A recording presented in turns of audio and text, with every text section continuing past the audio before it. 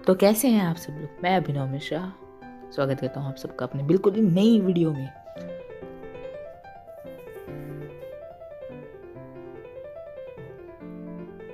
तो चलिए शुरू करते हैं। इसके पहले हमने जाना सुएज कैनाल के बारे में। अगर आपने वो वीडियो नहीं देखी हो तो जाके देख लीजिए, मैं लिंक डिस्क्रिप्शन में दे दूंगा। और आज हम जानेंगे सिल्क रूट के बारे में, जैसे कि मैंने आपको पिछली वीडियो में बताया था, जिसे हिंदी में रेशम मार्ग कहा जाता है।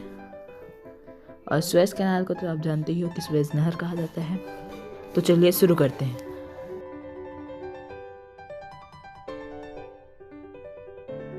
सबसे पहले हम ये देखते हैं कि हमें इस वीडियो में क्या क्या जानने को मिलेगा।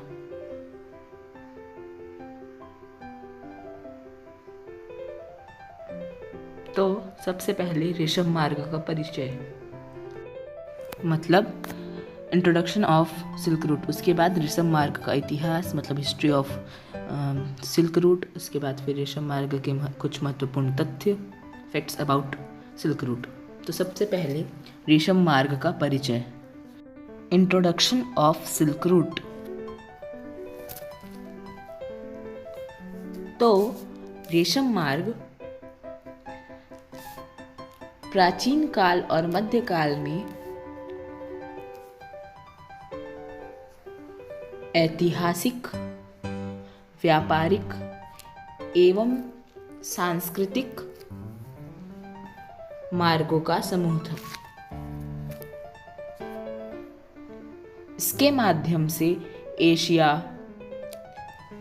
यूरोप और अफ्रीका जुड़े हुए थे। इसका सबसे जाना माना हिस्सा उत्तरी रेशम मार्ग है, जो चीन से होकर पश्चिम की ओर पहले मध्य एशिया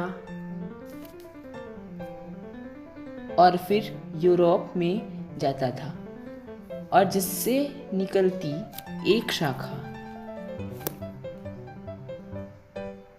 भारत की ओर जाती थी।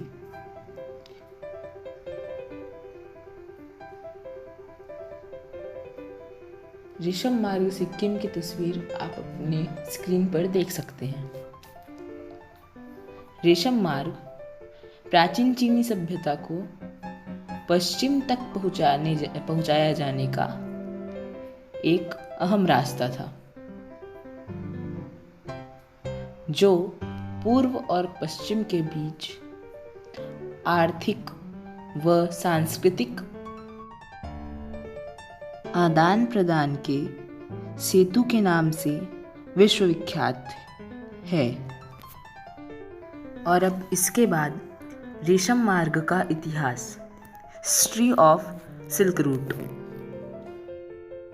लेकिन इससे पहले मैं आपसे एक प्रश्न पूछना चाहता हूँ कि रेशम मार्ग की लंबाई कितनी है।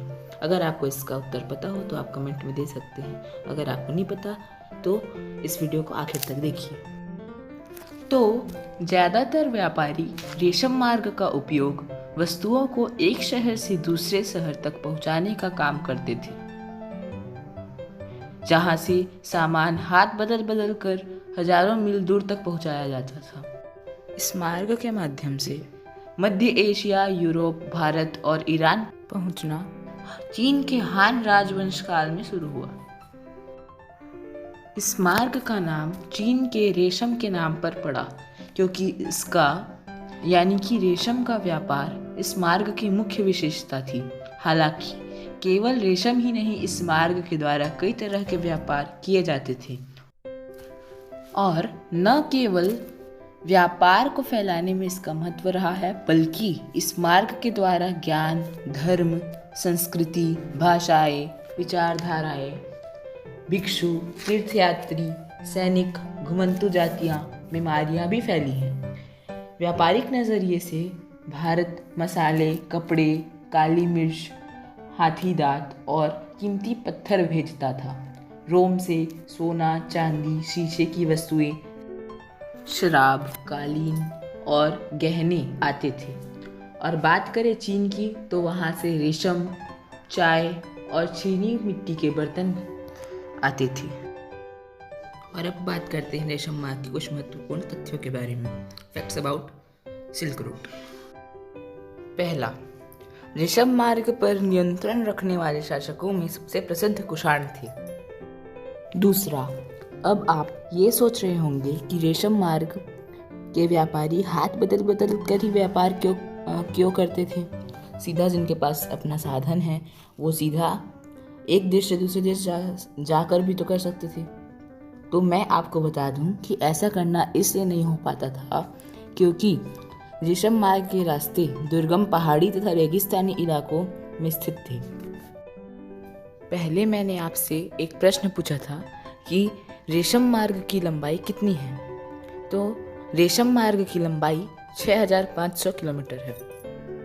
आपको ये मेरी वीडियो अच्छी लगी हो तो लाइक करें और ऐसी ही वीडियो के लिए सब्सक्राइब करके बेल आइकॉन को दबाना ना भूलें।